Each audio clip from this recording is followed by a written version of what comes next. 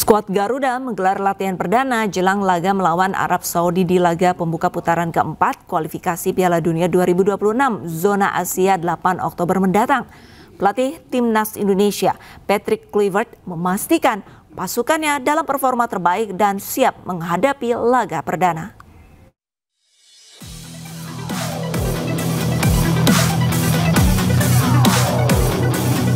Usai melakukan ibadah umroh, skuad Garuda langsung menggelar latihan perdana yang digelar di Jeddah, Arab Saudi. Latihan ini merupakan persiapan sebelum bermain melawan tim tuan rumah Arab Saudi dalam laga pembuka kualifikasi Piala Dunia 2026 zona Asia putaran keempat pekan depan.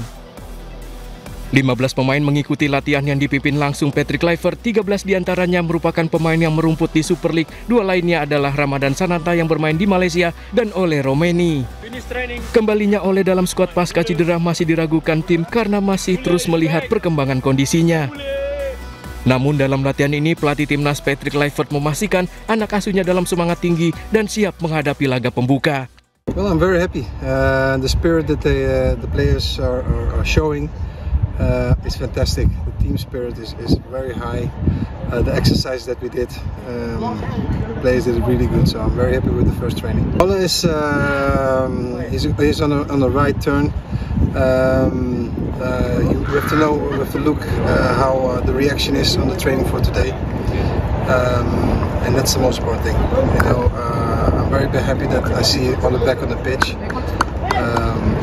So we were careful with him.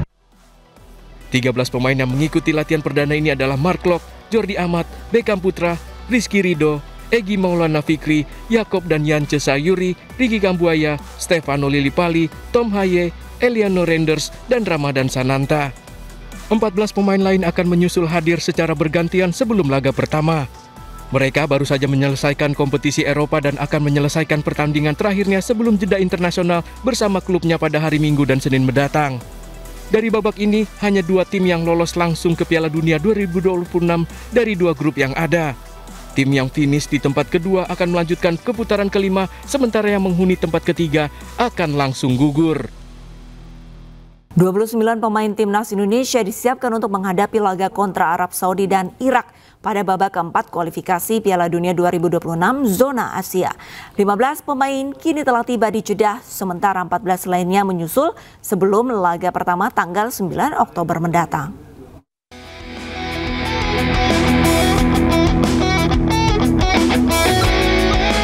Pelatih Timnas Indonesia Patrick Kluivert secara resmi memanggil 29 pemain untuk putaran keempat kualifikasi Piala Dunia 2026 zona Asia.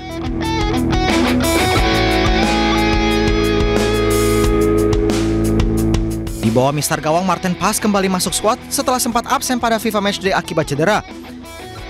Emil Audero juga masih menjadi pilihan utama ditemani kiper Persebaya Surabaya Hernando Ari Sutaryadi.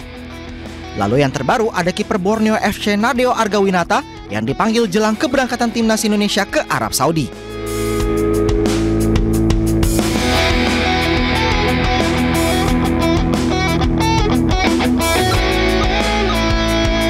Kevin Dix, Justin Hubner, Jay Etzes, Rizky Ridho dan Jordi Amat menghiasi lini belakang skuad Garuda.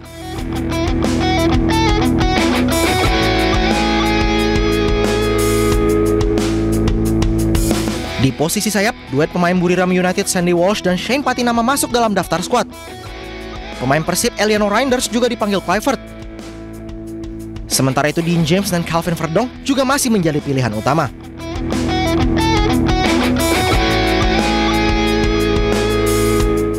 Di lini tengah, Kluivert memanggil sejumlah nama termasuk trio Persib yaitu Tom Haye, Mark Klok, dan Beckham Putra.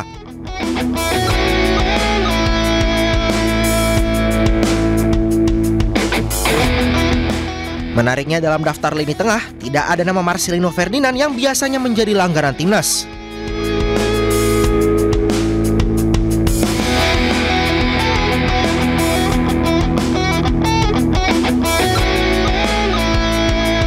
Di lini depan, penyerang sayap yang membela FC Utrecht Miliano Jonathans dipanggil dan siap memperkuat timnas Indonesia dalam putaran keempat nanti.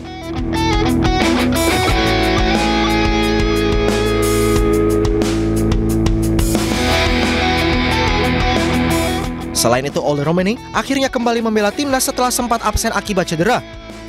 Mauro Zylstra juga dipanggil kembali Kluivert setelah tampil cukup apik pada FIFA Matchday September lalu.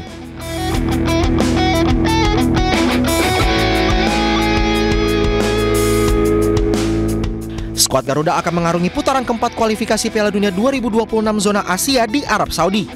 Indonesia berada di grup B dengan tuan rumah Arab Saudi serta Irak yang akan digelar pada 9 Oktober hingga 12 Oktober mendatang.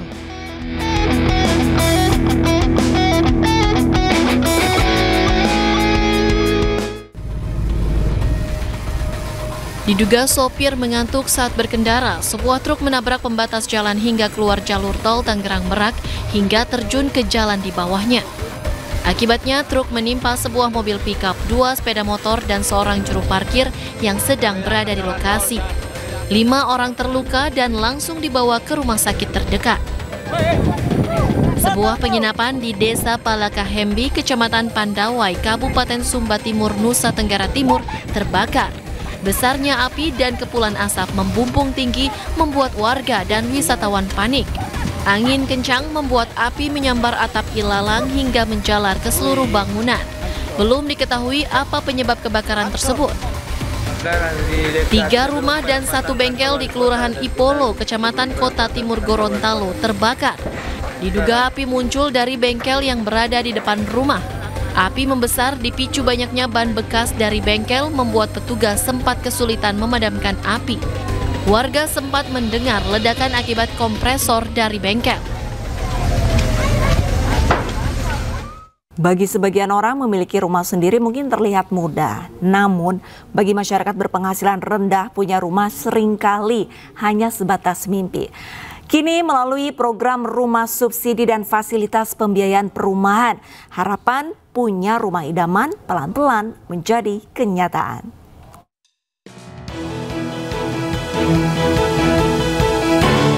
Menteri Perumahan dan Kawasan Permukiman Marwarar Sirait memberikan apresiasi kepada PT Bank Rakyat Indonesia BRI atas capaian persentase penyaluran rumah subsidi tertinggi di antara Bank Himbara.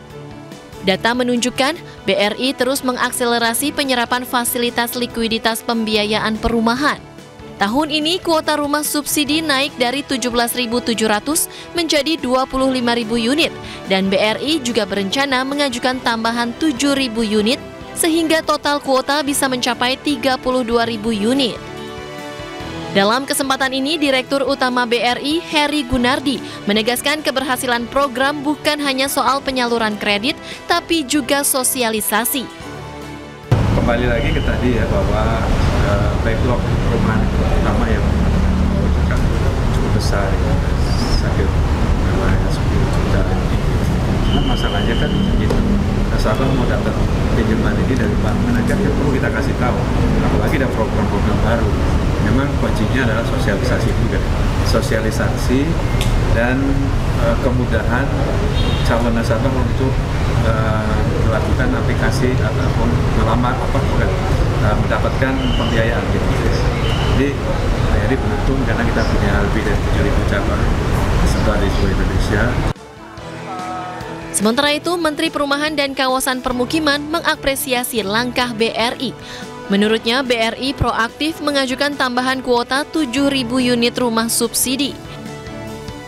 Rumah subsidi, saya surprise, nanti Komisioner Tapera Pak Heru akan menyampaikan data yang luar biasa. Ternyata dari Bank Himbara itu yang peningkatan presentasinya paling besar itu adalah BRI. Hingga akhir Agustus 2025, BRI mencatat penyaluran KPR FLPP sebesar 14,21 triliun rupiah kepada 103.807 debitur. Pembiayaan dilakukan secara prudent tercermin dari rasio kredit bermasalah sebesar 1,52%.